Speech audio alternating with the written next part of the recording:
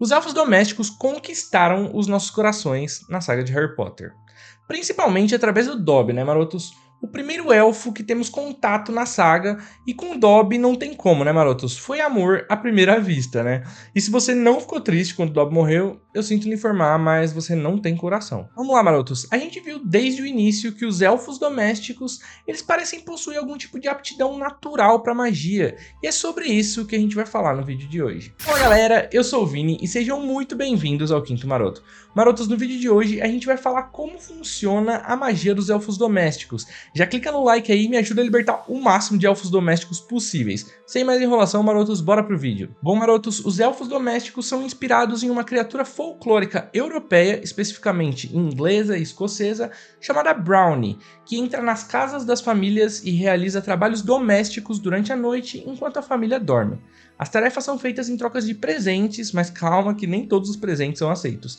Eles têm preferência em particular por laticínios e se sentem ofendidos se recebem pagamentos em roupas, e se isso acontecer, eles abandonam a casa. Isso parece familiar? Os brownies são descritos como aparências amarronzada e medem de 30 a 60 centímetros e são mais ouvidos do que vistos. São bastante prestativos e benéficos, mas podem se tornar malignos se forem contrariados. Então, marotos, os elfos domésticos de Harry Potter se assemelham bastante a essa criaturinha aí que eu falei. É claro que com algumas adaptações, né? Os elfos servem os bruxos e bruxas, geralmente trabalham para antigas famílias em casarões e mansões e devem fazer tudo o que seus mestres desejam, a menos que sejam libertados. Um elfo só pode ser libertado quando seus mestres presenteiam eles com roupas. Eles também podem ser vistos trabalhando em outros lugares, como vemos em Animais Fantásticos no Macusa. Eles podem trabalhar em tarefas como limpar varinhas de bruxos e bruxas que visitam o Congresso Mágico, controlar os elevadores e vários outros trabalhos. Os elfos domésticos são capazes de realizar feitiços sem o uso de uma varinha, e apesar de seu pequeno tamanho físico, eles são criaturas muito poderosas, como muitas outras, e que não devem ser subestimadas pelo seu tamanho ou por não usarem uma varinha. Dobby, marotos, é o elfo que a gente mais tem contato durante a saga, e a gente vê ele diversas vezes aparatando e desaparatando, além de atacar o Lucius Malfoy fortemente sem o uso de uma varinha, aparentemente sem esforço também lá em Câmara Secreta, quando o Lúcio ameaça machucar o Harry após o Harry libertar o Dobby. A magia dessas criaturas pode se limitar pela ausência do uso de varinha, mas não é anulada e eles não parecem se preocupar, diferente dos duendes que sentem um ressentimento por não poderem usar as varinhas. E isso abre duas questões a serem analisadas. A primeira situação é: eles podem saber que são suficientemente capazes de se garantir sem uma varinha, usando apenas seus poderes e habilidades naturais como criaturas e sequer se preocupam com as varinhas? Ou a segunda opção, que é: eles não têm ideia de o quão poderosos poderiam ser se eles usassem uma varinha para canalizar sua magia. Em Relíquias da Morte a gente vê o monstro, né, o elfo da família Black, se quer entender a complexidade de algumas de suas habilidades. Vamos ler esse trecho aí, marotos. Como você escapou? Perguntou Harry e não se surpreendeu que estava sussurrando. Monstro ergueu a cabeça feia e encarou Harry com seus grandes olhos vermelhos. Meu senhor Régulo disse a Monstro para voltar.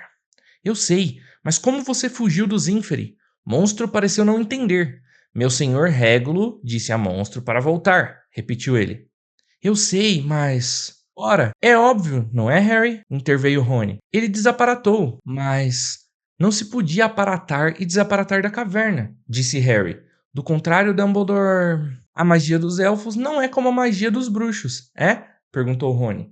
Quero dizer, eles podem aparatar e desaparatar em Hogwarts, e nós não. Então nesse trecho aqui, marotos, a gente consegue perceber que os elfos não faziam ideia do poder deles, né, e das limitações que os bruxos tinham que para eles não funcionava. Por serem sempre submetidos à escravidão pelos seus donos e gostarem disso, eles podem nunca ter pensado sobre tudo isso.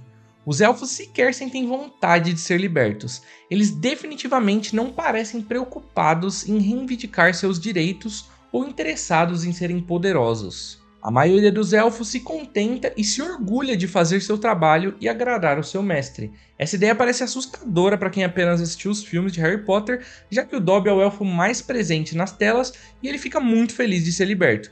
Mas isso acontece porque ele é uma enorme exceção. Nos livros a gente conhece a Winky, a elfa doméstica da família Crouch. Triste e alcoólatra, leva uma vida bastante sofrida, mas que não pensa em sair dela. Não pensa além dessa realidade. Quando questionada sobre essa liberdade, ela se sente ofendida e diz que se sentiria envergonhada se fosse liberta.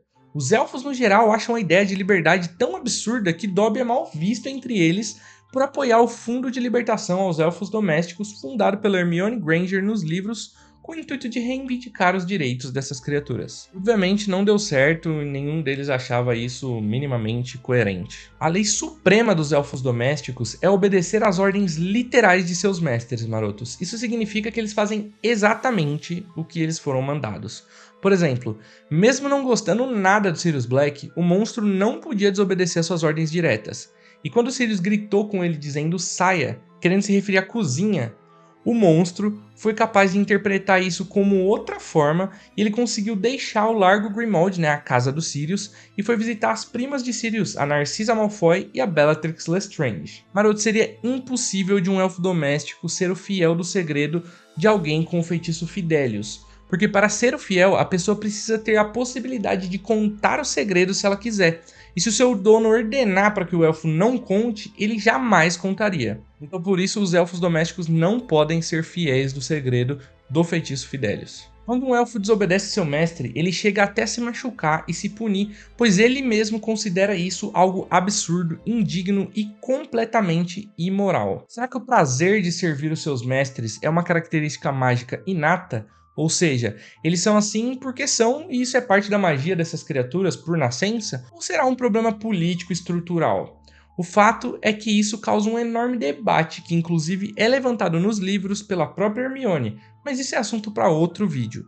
Mas o fato é que os elfos se sentem plenamente felizes em servir os seus mestres, independente da complexidade desse assunto, e é importante lembrar que apesar disso, os elfos não são necessariamente tratados de maneira cruel como Dobby era. Muitos deles vivem uma vida tranquila, ainda fazendo serviços e cumprindo as ordens das suas famílias. Como a gente viu no diálogo entre o monstro e o Harry, os elfos domésticos possuem uma característica muito interessante, que é a possibilidade de ignorar feitiços e bloqueios de bruxos. Marotos, o monstro conta pro Harry, que quando ele fez o trabalho como voluntário ali do Voldemort para ir até a caverna beber a poção que fica lá no lugar do medalhão, ele desaparatou da caverna como seu mestre havia pedido sem nenhum esforço. Inclusive o Voldemort, por ser tão egocêntrico e arrogante, sempre julgou essas criaturas inferiores, então ele nem sequer parou para estudar e tentar entender se essas criaturas poderiam ou não aparatar ou desaparatar de lá, Então ele acabou não fazendo nenhum feitiço para bloquear que isso acontecesse. É muito interessante, marotos, como a magia dessas criaturas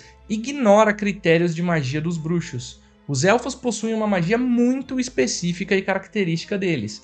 Isso é completamente normal no mundo da magia. As criaturas em geral possuem suas próprias características, e de certa forma isso é parte da magia de cada uma delas. Isso que as tornam tão especiais. Os fênixes, por exemplo, são criaturas que morrem e voltam à vida mesmo com os livros de Harry Potter tendo afirmações de que é impossível trazer alguém que já morreu de volta à vida. Então, marotos, muitas das regras estabelecidas para bruxos podem sim ser quebradas por características únicas de certas criaturas mágicas, e com os elfos domésticos isso não é diferente. Mas e aí, marotos, o que vocês acham de tudo isso? O que você acha do estilo de vida dos elfos domésticos? Você acha que eles deveriam ser libertos independente de querer ou não? Ou acha que o desejo deles tem que prevalecer?